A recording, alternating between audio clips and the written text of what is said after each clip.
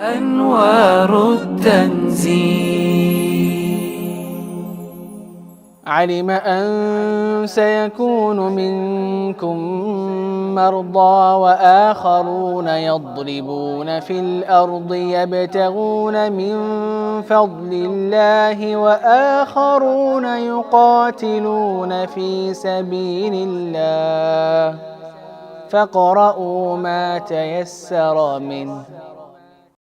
Duk da uzurin da Allah Ta'ala ya ambata cikin wannan ayar akan rashin lafiya da tafiye-tafiye da kasuwanci da kuma jihadi don Allah, hakan bai hana Allah maɗaukaki yin umarni da a karanta abin da ya samu na Alƙur'ani ba.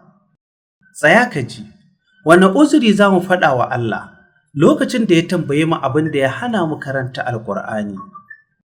أنوار التنزيل.